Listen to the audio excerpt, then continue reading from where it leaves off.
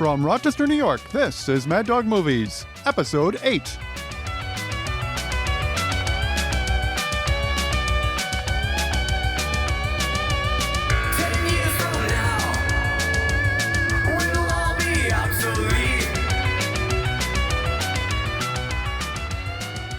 Welcome to the show. This is host Mike Boas. In our previous episode, my co-host John Vincent and I were discussing our trip to the Buffalo Niagara Film Fest, and today's show is a continuation of that conversation.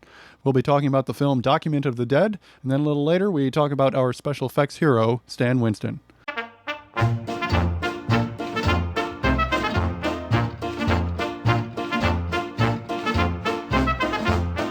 Speaking of low-budget independent filmmaking, Roy Frumkes was at the Buffalo Niagara Film Festival. Is it Frumkes or Frumkes? You know, I think he said Frumkes. Frumkes. I keep wanting to say Frumkes in my head, but yeah, Frumkes.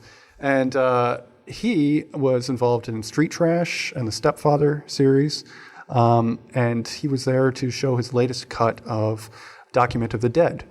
Now, Document of the Dead, a lot of people know because it's been out on DVD from Synapse, and also another version of it came out with the Dawn of the Dead box set.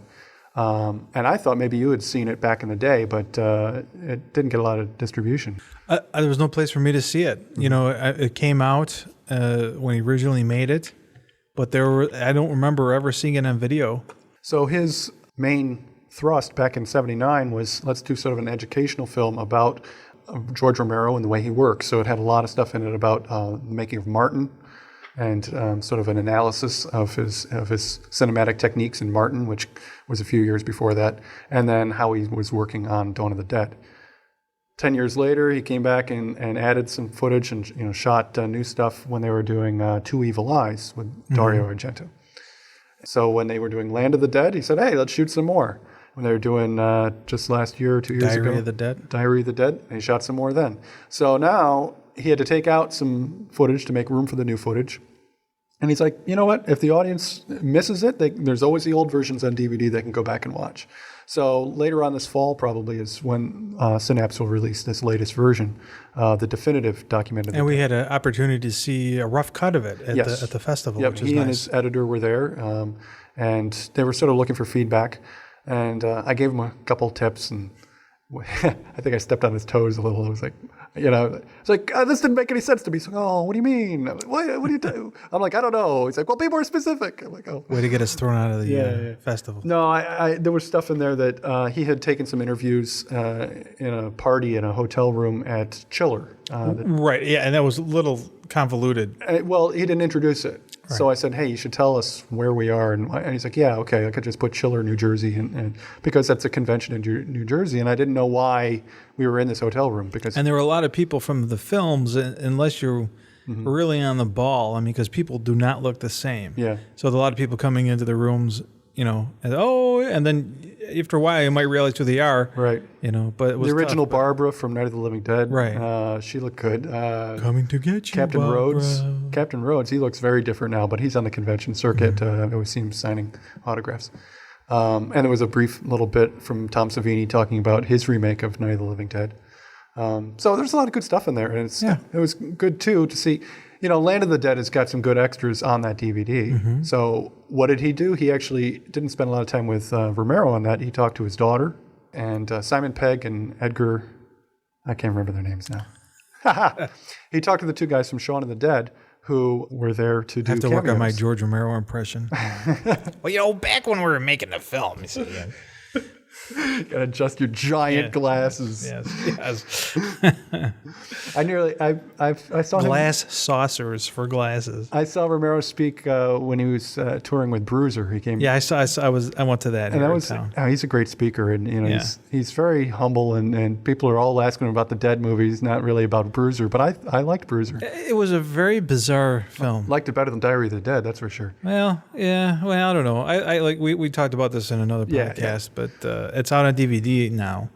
Diary of the Dead. That's right. So you can see for yourself. They're prepping a sequel, I think. Yeah, I thought I've talked to people, and it is split 50-50. Yeah. Probably about half the people liked it, half the people didn't like it. I mean, but again, you're going back to the kind of films that I worked on.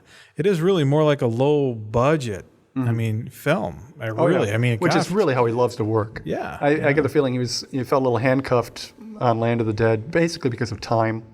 Although Land of the Dead certainly looks better in terms of it's much more polished. Well, and it's huge, cast of thousands. a lot more, effects and camera work is completely different. But it's not as it's not as I don't know personal as the other films. I mean, it feels I more. suppose my favorite. Well, it's a toss up between Night of the Living Dead and Dawn of the Dead. They're still two. I mean, I tend to watch Dawn of the Dead more than Night of the Living Dead, even though I think Night of the Living Dead is better as a better film in terms of filmmaking and. What did we ever talk about the remake? Did you like the remake? The Tom Savini remake? Yeah, in an attempt to sort of regain the copyright, Romero produced and okayed a remake in 1990. And it was done in color. Tony Todd as Ben. I love Tony Todd. Patricia Tallman as It was Barbara. okay. It was okay. But again, it was almost like what's his name did the version of Psycho. Oh, Gus Van Sant. Gus Van Zant's version of Psycho, where it's really almost verbatim remake. Well, there's some character differences. Barbara is not catatonic. She snaps out of it and becomes more of a character. And Ben, something happens to Ben at the end that's a little different. Yeah, but it's for overall. I mean, it's not a classic, but I enjoy it. And it's kind of like seeing a stage production done by someone else. If you, or I just didn't see the point. Yeah. Again, a film you have Night of the Living Dead, which is, considered one of the greatest films of this genre ever made.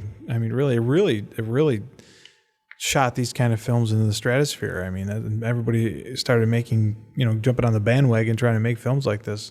Herschel Gordon Lewis may have started seeing the gore, right. but I think Night of the Living Dead really put it in the context of excellent filmmaking. Exactly. Yeah. There, it's not just, hey, let's chop something up on camera and look at how gooey it is. There was a meaning, behind there was a what story George and Romero subtext. was doing. I don't want to talk about it much, but Day of the Dead, there's a new remake of Day of the Dead out on I video. saw that. Did you actually watch it? I did watch it. Was it as bad as I heard?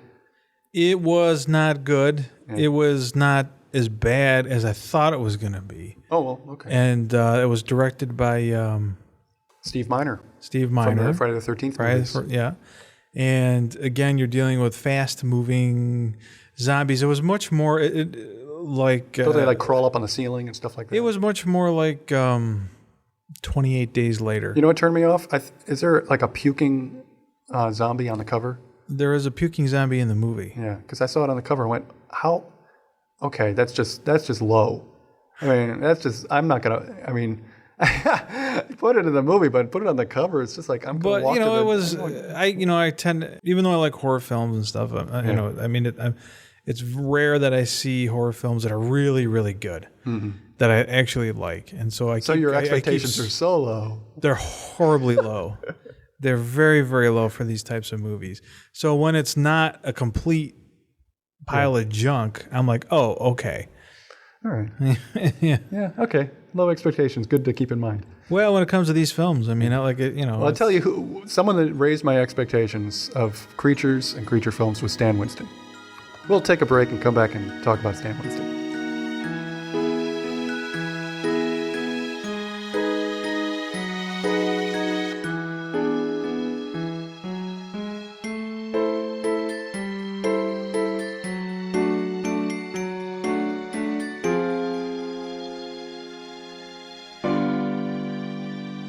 And we're back. We never really went anywhere. No, we're still sitting here. We're just pressing buttons. So it hit me pretty hard when I heard Stan Winston had died. Yeah, I was a big surprise. Usually I get information from the West Coast about when people are sick, and I didn't hear a thing about it. Maybe he'd been keeping it a secret, or it was just family that knew. Well, David Allen, when he died, I had no idea he was sick. I didn't know he died until sometime afterwards, and I was fairly close to him.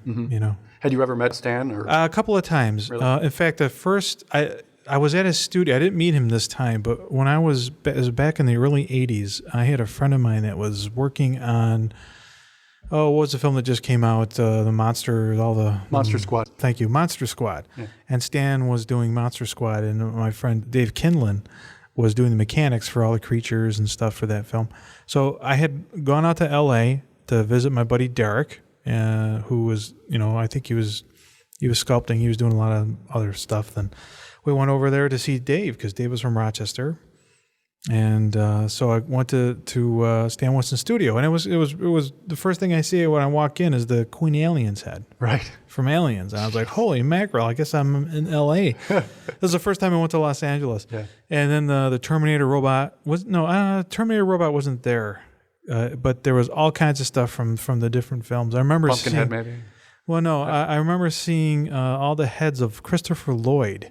From I think it was Amazing Stories. Amazing Stories. His head comes off and rolls. But around they had the head from that was amazing because I was pretty young at the time, and to see the actual head from Aliens, the Queen Alien, that's all they could bring back was the head because it cost too much money. And I'm like, oh man, I can't believe it. And what, they shot it in England, or They shot it in England. Yeah. So they fly the whole creature out there, but couldn't afford to fly the whole thing back, so they just brought back the head. But they had it, right there in the shop, and I was blown away by that. And Dave Kinlan was there doing all the mechanics for the bats for Monster Squad. Thank you, right. for Monster Squad. You're never going to remember that. I'm never going to remember. Once upon a time, it was one monster per movie. Those were the good old days. We're the Monster Squad. Only one way to kill a werewolf. Kick him in the nose! Do it! Wolfman's got nards! The Monster Squad, rated PG-13. I saw that on my birthday, my 13th birthday. It was 87. I love that movie. I love the creatures. I love the fact, looking back on it, I love the fact that they took the classic Universal creatures and sort of updated them without just changing them for the sake of changing them. I mean, the Gill Man looks so cool. And Yeah, it was pretty impressive stuff. Wow. He had a lot of talented people working for him. A lot of talented people working for him. And they'll keep working. I mean, it's just sad that, he's one of those guys that made me want to be in movies. Well, we mentioned this earlier, Gargoyles. Okay. Which was his first really breakout film. And it was a small film made in the early 70s for television. Yeah, it's about gargoyle creatures out in the middle of the desert, the American desert. And it was, as a kid seeing it, was really creepy. And the makeup jobs are really effective because they're full body suits. Yeah. And with wings and everything. And at the time, actually the stuff would still pass today.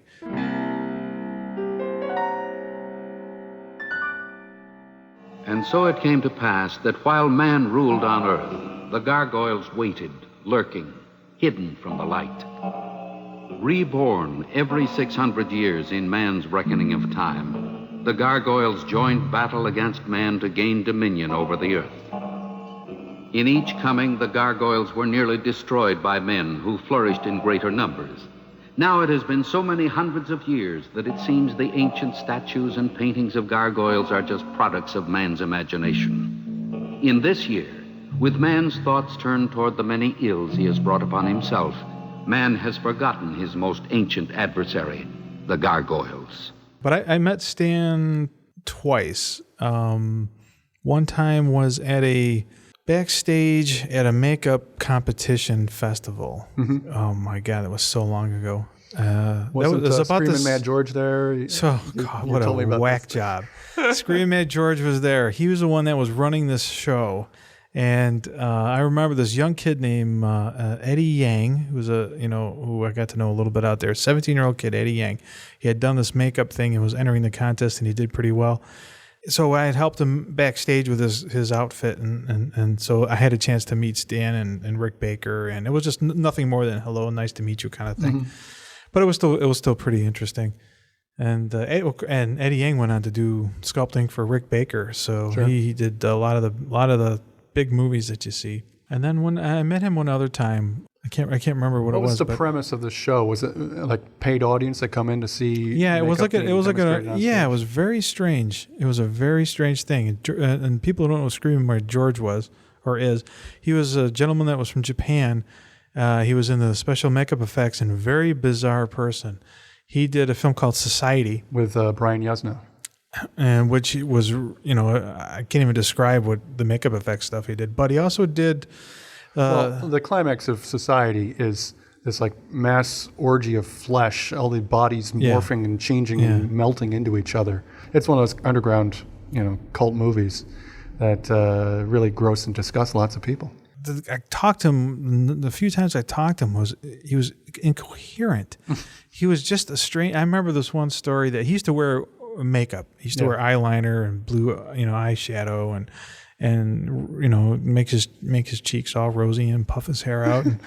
And he was going to tattoo his makeup on. And Steve Wang, who knew him, Steve Wang is probably one of the best, if not the best, sculptors and painters in the business. He was friends with Screaming Mad George, and he convinced him not to do it. It was just a nutcase.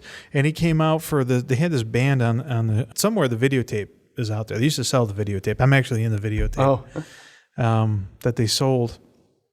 But Screaming Mad George comes out on the stage and with this fake pregnant makeup thing, and he rips his belly open, and all his guts come out with a dead baby and spilling all on the stage. And here all the judges are Stan Winston, there's Rick Baker, and Dick Smith was there too.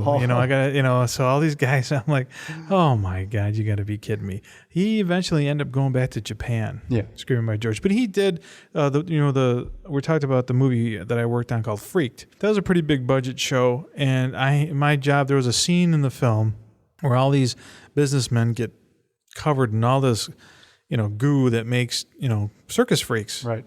And they morph into this one shoe. And it was like this veiny shoe. And Screaming Mad George sculpted the shoe. Right. And then I took the shoe, and then we made a mold of it. And I designed and built a stop motion armature that went into that puppet. And it's on screen for about 5 seconds. Right. So Stan Winston. So back to Stan Winston. No, my history just personally was in high school, like 1990, 91. I'm 15, 16 years old. I start watching action movies, more fantasy movies, and horror. And, I watch Aliens, Predator, and I started learning, oh my gosh, these aliens, after you watch Aliens like a dozen times, a little light bulb goes off in my head going, those aren't, that's really someone in a suit, and they're scaring the heck out of me, and they're jumping around on the walls. Yeah, that was good. I could not believe, and then I started trying to figure out how they did have. Well, Carlo Rambaldi did the original one, of course, for Alien. Well, no, Giger designed it, and Rambaldi made it work. Carlo Rambaldi, who also did E.T. Yeah, but there's pictures of Giger actually sculpting the thing. Yeah, but Carlo Rambaldi is the one who made the thing. He did all the mechanics, and he made it work. Right. Giger was the artistic, right? But Carlo Rambaldi is actually the one who made the mechanical aspect of the suit. They went from doing that to a lighter version of that because it was a really heavy duty suit. Yeah. So they made it. They had leotards, and they would make these foam pieces in the Giger style, and attach it to them. And for a lot of these things that were jumping around, it was really pretty good. And there's tons of aliens, of course. You got the chest bursters.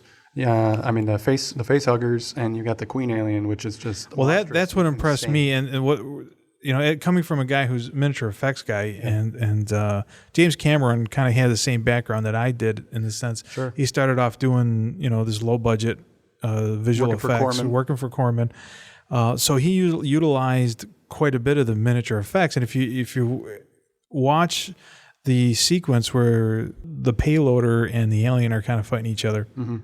It's unbelievable, and half of that is miniature effects. Right. And Doug Beswick, I didn't know that until a couple of years ago. I never really thought about it. Doug Beswick, another gentleman that I knew out in L.A., just an absolute genius.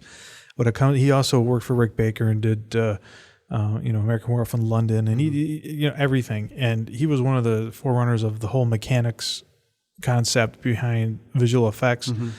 And he brought to life that miniature alien, the Queen Alien. Yeah. And I had a chance to look close up at the puppet and the mechanics of the puppet at a shop, and I was dumbfounded. I mean, especially for the time. Well, plus they also had the miniature of the loader. The loader too. It was very impressive, and I'm like, and then you watch the movie, and it matches so well the photography of the stuff that they shot, the live action footage. it mixed with the miniature footage was just unbelievable to this day.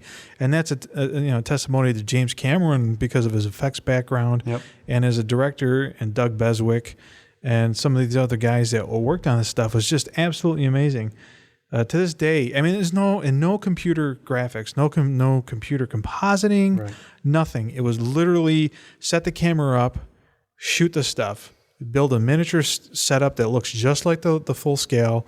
You got a miniature puppet that looks just like the full size. You shoot it the proper frame rate. You have the right amount of smoke. You have the right everything, and then the editing, and it was really amazing. And I watched that over and over again. And it still impresses me. The behind-the-scenes stuff on Aliens, where you actually see Winston and his crew trying to figure out how to do the alien. What if it had extra arms here? What if we put a guy in here and they have the great big sort of black material? It's like garbage bags almost, and they're just working on the structure of it. Right. All right, let's put another puppeteer in here, and they're working it all out. And because that thing, I mean, the way it moved, and it's scary. It's simple too. I mean, a lot of these things. I mean, if you look at the stuff, you are surprised at how simple. It's also the biggest puppet they'd ever made, and you need a crane to move it around. Right. But the concept, it's basically a marionette. Theater. Yeah. You know, the full scale was basically a marionette with some mechanical moving parts to it. It was brilliant. I mean, absolutely brilliant. And you know, I wish things today were, impressed me like that, but everything's CG. And so in 1990, I'm watching those on video. And of course Predator, Pumpkinhead, and then I started reading up on a guy and finding out, he did Monster Squad, which I loved a few years before that, and that was the year 91 was when Terminator 2 came out, which I mean I could not believe. That was like the most perfect movie I'd ever seen. Terminator 2 blew me away. I'm 17 years old, just alone in the theater. It was like the first rated R movie I went to, and I was like, so I loved that. And what else? He had freaking Edward Scissorhands and Batman Returns all came out around the same time too. And he did work on those. And that's when I was like, this is a guy I got to watch. And when they announced that he'd be doing dinosaurs for Jurassic Park, I ran right out and read the book immediately because I couldn't believe he's going to make a life-size T-Rex. Another thing I was very impressed with was the T-Rex from that, and that was the first time they actually used computer-aided puppetry. They had like a Waldo on like a joystick. Well, yeah, they had logarithms that they actually had to program it because it was so large that when the creatures would move. And they would, when they stopped, instead of just stop, they'd shake. And of course, life doesn't, living things don't really do that. But they had to have all this program, all this software written so that they'd do in stop motion and an animation called slow ins, slow outs. Yep. And because things just don't start and stop in real life, they always build up to a small degree and they slow down to a small. And if the puppets got wet, the foam skins got wet, it would screw it all up. They did the math, and then they said, okay, now we're going to turn on the rain machine, and everything got waterlogged. The foam, because they were, foam, it wasn't silicone or anything, it was foam rubber, it soaked up all the water. Reprogram it. So, but that was the first time that I'm aware of that they used that to such an extent, and I thought that was pretty impressive. And because those were so large, too, some of those, they worked with, I think his name is Michael Lenteri, who had a background in rides. Those amusement park rides that move areas of seats for the audience and that sort of thing. It was real, brilliant. Yeah, the creature would be on a big gimbal, computerized gimbal that they use for aircraft simulation. He continued to anytime I saw his name attached to something, I was going to be interested. Him and Rick Baker. I can name half a dozen other guys that I'm interested in, but those are my top two. It started off really with Dick Smith. As the one who originated this type of thing. I mean, you could say that Chamberlain, who did Planet of the Apes, and those things, really kind of started with the makeup appliance stuff with that. But Dick Smith really is the father of this kind of thing, and it was because he was a nice guy, and he would share all his information. Yep. He shared it to Rick Baker. He shared it, to anybody, Carl Fullerton, and he would share. I mean, he shared it with me. I was in 10th grade. That's amazing. He found his number and called I him found up. his number. I got a hold of his number, and I was in 10th grade. Altered States had just come out. Yep. I called him up and I said, Mr. Smith, I'm a big fan. Trying to do something, wondering if he could kind of give me some advice. He stayed on the phone with me for 45 minutes with this dumb kid from Rochester, New York, told me explicitly how to do the effects from Altered States, the air bladders, the underneath the arms and all that. And he went into detail, and he was just the nicest guy, that you could possibly meet. And all these people learned everything from Stan Winston, got all of his information that came through Dick Smith and everybody after that.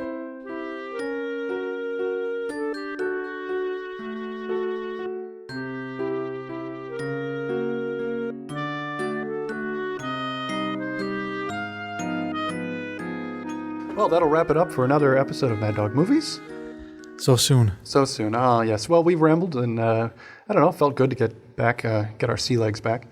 And what are we going to talk about in future episodes? I know you've got an intern of some sort. Well, I wouldn't say he's an intern. He's a guy that I know locally. He's an artist, and he's really into the horror films. And Can't he be the Mad Dog Movies intern? The zombie films, and he went to the Horror Hound Film Festival in Pittsburgh. So we're going to talk to him and see how that was. And down the road, we're going to send him off to the other festivals around, and then he's going to give reports and try to get some I would go to interviews more of those if I could get someone to go with. Maybe if I... Well, you two I haven't might met this wanna guy. go. Maybe we can go rent a room together. Yeah. That didn't come out right at all. I don't think he's your type. But I considered going to that one, and I would have... He wanted me to go. I was going to go. Yeah. It's so much fun. I had a when you're baby. That's right. Yeah. The baby, of course. Actually, my wife had the baby. I've been to a few I was conventions. I'm very impressed that, yes, you were there. And there. I was right in the taking delivery notes. room and saw the whole thing. Jeez. Blood everywhere. It was. Memories of Screaming Mad George. It's Yes, in your head. exactly. Yeah. I'm glad that didn't run through my head. So we'll talk conventions with him in a future episode, and we'll come up with some other stuff. to Yeah, talk and about. also, if you have any questions on filmmaking, any questions about visual effects, creature effects, what it was like in the day to shoot films without computers, let us know. I'd love to talk about it. That's right. If you'd like to write to us, our email is feedback@maddogmovies.com. And if you want to see our show notes, it's at maddogmovies.com/podcast.